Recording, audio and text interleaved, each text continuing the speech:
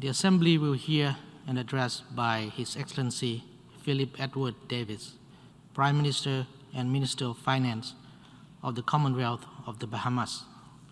May I request protocol to escort His Excellency.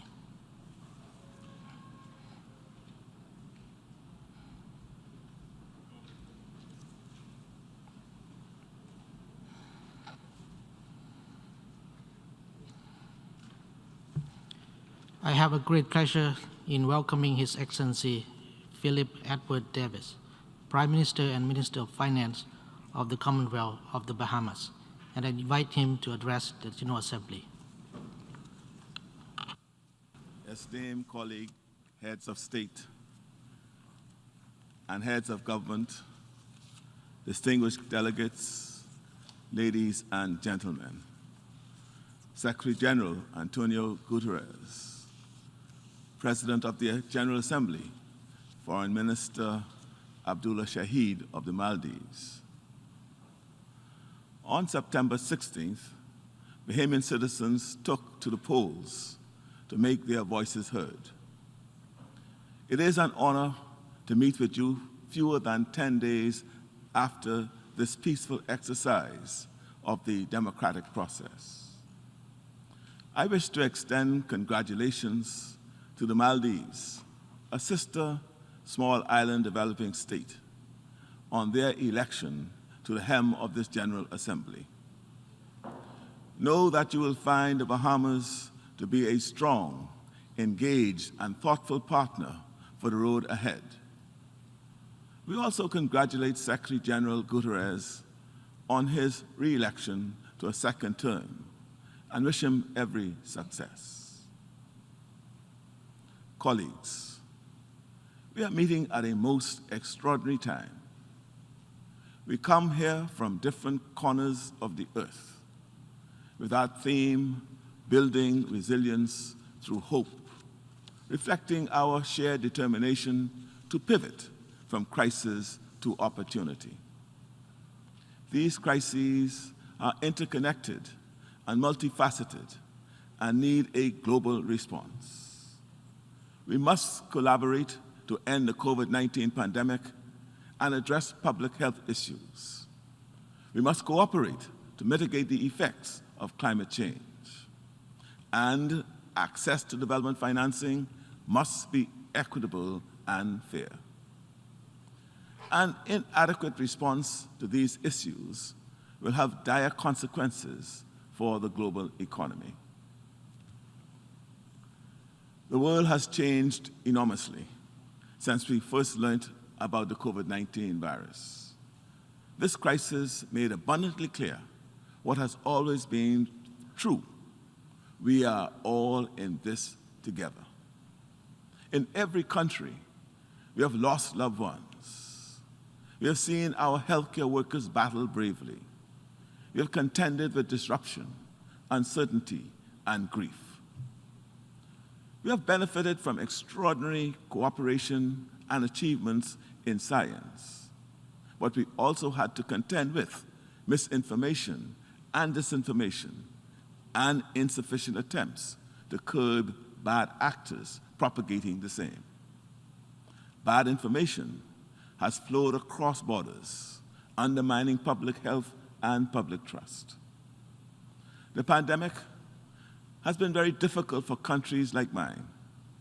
We face an extraordinary need for new resources in health and education and housing, just as our economy is contracting dramatically. Our interconnected world means that we only will be safe when all countries, including mine, have the tools needed to fight this virus. This requires the equitable distribution of vaccines. That includes distribution to small island developing states who are not manufacturers. Stockpiling for self-preservation is a fallacy. You will only be safe when we are all safe. I wish to thank the government and people of the United States for their donations of vaccines to the Bahamas and the wider Caribbean region. This gift, alongside donations received previously from India, China, Antigua, and Barbuda, and Dominica will save many Bahamian lives.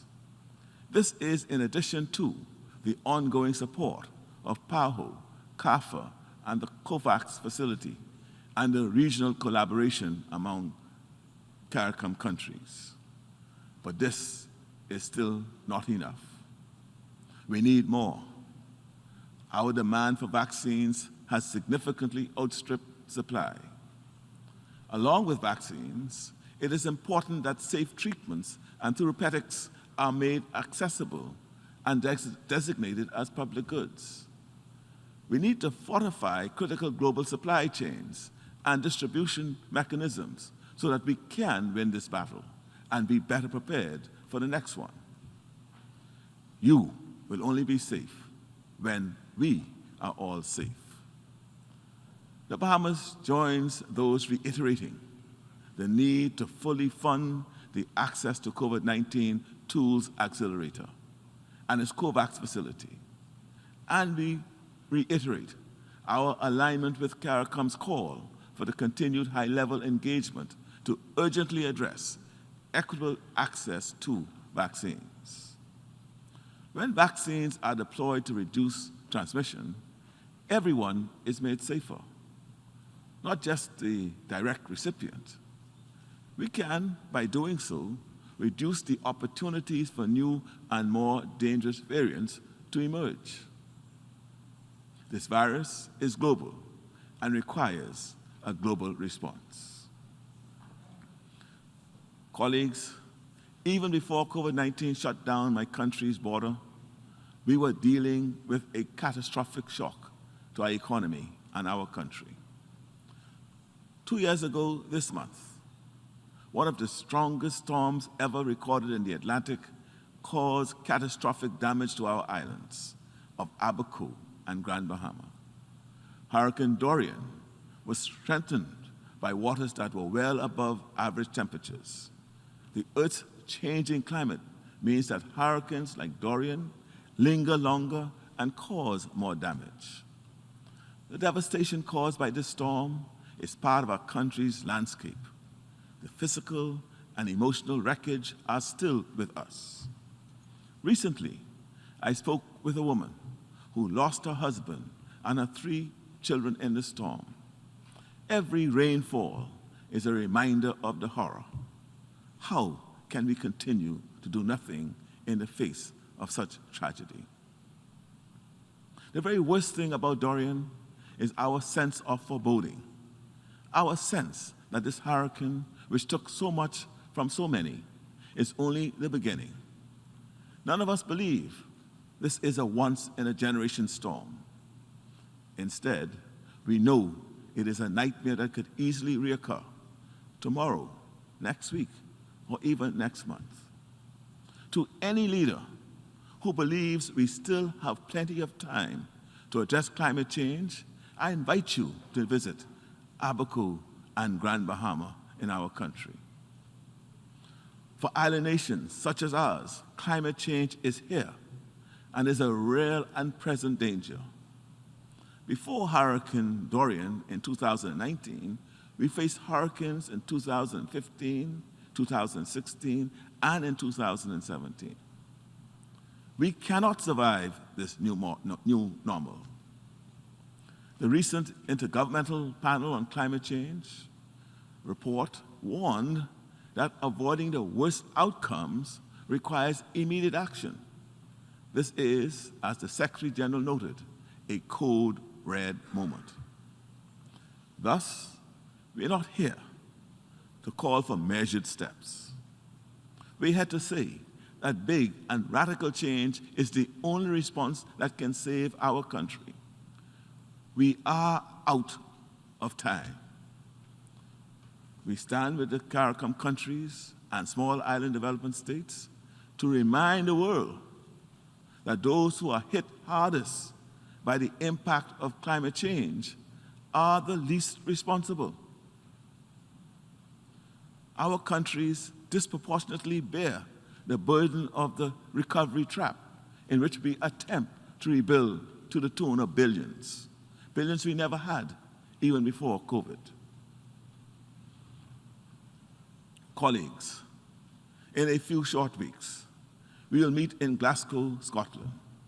The 26th Climate Change Conference cannot be like the 25th, the 25 that preceded it. We cannot pretend that incremental change is sufficient. We cannot set goals we have no intention of meeting. We cannot keep postponing the change we need for countries like mine to survive. If we are the serious leaders these times require, we must raise our ambitions and make real commitments to cut emissions. We must make real progress on bridging the divides in the investment and access to technology and skills, especially in areas relevant to climate mitigation and adaptation. We must strengthen technical assistance for creating nationally determined contribution commitments, along with commensurate implementation financing.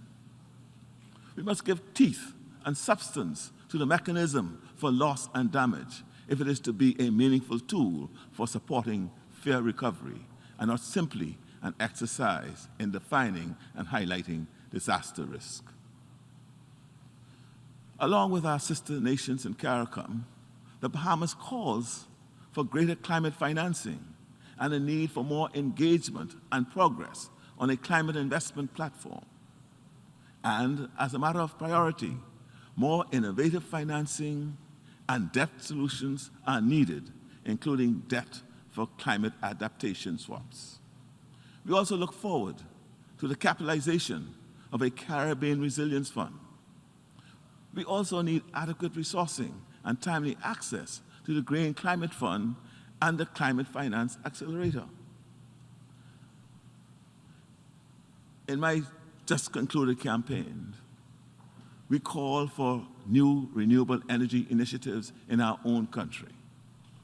We are going to build structural and economic resilience in a green recovery with plans to invest in climate-smart infrastructure and environmental protection. The Bahamas will lead on wetlands and ocean preservation, and we will seek re-election to the International Maritime Organization. We look forward to the Biodiversity Conference next month. We are committed to the successful conclusion of negotiations towards an international treaty to conserve marine biodiversity. Colleagues, the compounding impact of economic, environmental, and now public health shocks means that access to affordable finance will be the real driver of progress in the near and long term. The global development financing gap for meeting sustainable development goals by 2030 is estimated in 2019 to be $2.5 trillion. That is only increasing. Today, we reiterate our country's support for the inclusion of a multidimensional vulnerability index in decision-making of international financial institutions and the international donor community. On a related front, we believe that access to the global financial system and tax cooperation should not be undermined by ad hoc and consistently shifting and arbitrary goalposts and threats of exclusion from the global economy. Financial services is a crucial component of the Bahamian economy. We see an indispensable role for the UN in leveraging its universal jurisdiction for greater oversight of global anti-money laundering, de-risking, and tax cooperation matters. On a separate note, I wish to convey the Bahamas' rejection of the ongoing economic blockade of our sister Caribbean nation of Cuba. As I conclude, I recall the words of our nation's first Prime Minister, Sir Lyndon Pindling, as he stood here 48 years ago this month on the occasion of our nation's accession to the United Nations. He spoke about the journey of our people from slavery to colonialism to sovereign independence. He spoke of our country's wish to be neither dominated nor coerced, and our wish to build friendships with nations who respected our freedom. He could not have foreseen at that time the challenges we face today, with intensifying hurricanes and a deadly virus that has left no nation untouched. But he saw already that no nation is an island unto itself, and spoke of the interdependence of all countries. That interdependence has never been clearer.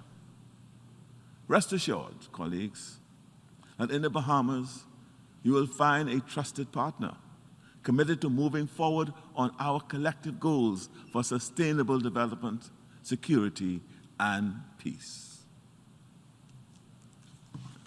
Thank you. On behalf of the General Assembly, I wish to thank the Prime Minister and the Minister of Finance of the Commonwealth of the Bahamas for the statement just made, and I request protocol to escort His Excellency.